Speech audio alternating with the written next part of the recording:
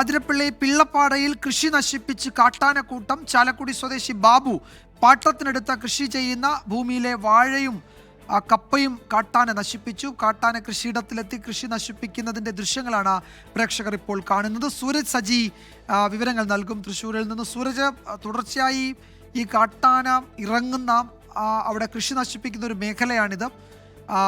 എന്താണ് അവിടെ സംഭവിച്ചത്? ഇത് ഈ രാത്രിയിൽ സംഭവിച്ചതാണോ ഈ ദൃശ്യങ്ങൾ നമ്മൾ കാണുന്നത്?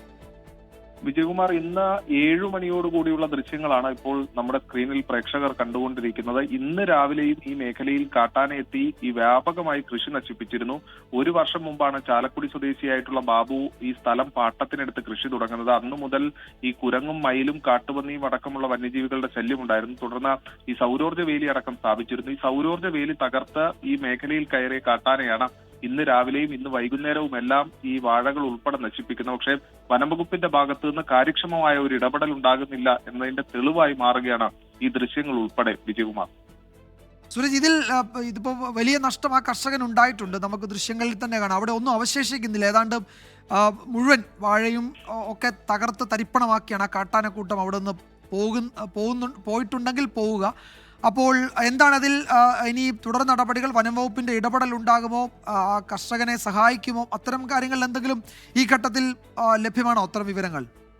വിജയകുമാർ, ഈ ദൃശ്യങ്ങളിൽ കാണുന്നത് ഇന്ന് വൈകുന്നേരം 7 മണിക്ക് ഈ മേഖലയിൽ എത്തിയ കാട്ടാനക്കൂട്ടമാണ്. രാവിലെ ഇതേ കാട്ടാനക്കൂട്ടം ഈ മേഖലയിൽ ഇറങ്ങി ഈ വാഴയും കപ്പയും എല്ലാം നശിപ്പിച്ചിരുന്നു.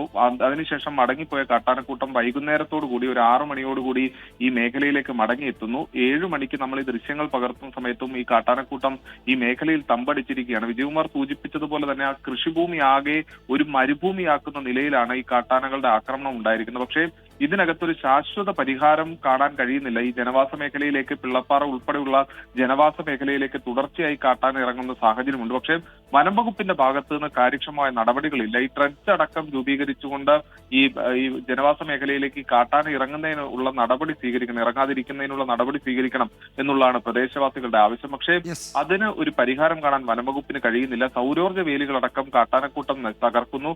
അതിനുശേഷം ജനവാസ മേഖലയിൽ ഇറങ്ങുന്നു. അവരുടെ കൃഷിഭൂമി അടക്കം ഇല്ലാതാക്കുന്നതിന്റെ, അത് മരുഭൂമിക്ക് സമാനമായ രീതിയിലാക്കുന്നതിന്റെ നേർ സാക്ഷ്യമാണ് ഇപ്പോൾ നമ്മൾ. ശരി സൂരജ്, അവിടെ ഒന്നും അവശേഷിക്കുന്നില്ല. ഇത് അതിരപ്പള്ളി പിള്ളപ്പാറയിൽ നിന്നുള്ള ദൃശ്യങ്ങളാണ്. അവിടെ ഒരു ചാലക്കുടി സ്വദേശിയായ ബാബു പാട്ടത്തിനടുത്ത് കൃഷി ചെയ്യുന്ന ഭൂമിയിലാണ് അവിടെ വാഴകളും കപ്പയും ഒക്കെ ഉണ്ടായിരുന്നത്. അത് മുഴുവൻ കാട്ടാനക്കൂട്ടം നശിപ്പിച്ചു. ഒന്നും അവശേഷിക്കുന്നില്ല എന്ന നിലയിലാണ് ഇന്ന് രാത്രി ഏതാണ്ട് 7 മണിക്ക് ശേഷം ഉള്ള ദൃശ്യങ്ങളാണ് പ്രേക്ഷകർ കണ്ടത്.